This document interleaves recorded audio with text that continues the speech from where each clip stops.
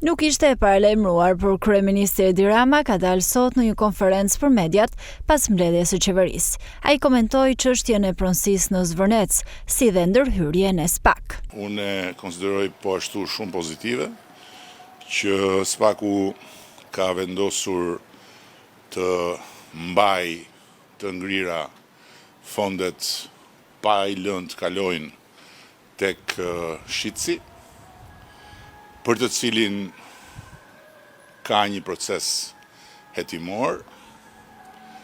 Kjo në këndvështrimin tim është shumë pozitive edhe për çdo që pretendon pronë në atë territor, sepse tani më çështja e origjinës pronës është një çështje që do të mbulohet nga një hetim tërësisht i pavarur dhe profesional përmes SPAK-ut.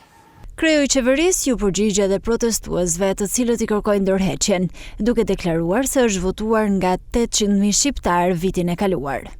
Kështu që ai film duhet ju tregoj të gjithëve që asgjë nuk më lëviz mua nga instikami në thonjza ku më ka vendosur shqiptarët. Dhe kush flet në emër të shqiptarëve duhet të mos e harroj që unë përfaqësoj dhe mishëroj vullnetin e të paktën mbi 800.000 shqiptarëve.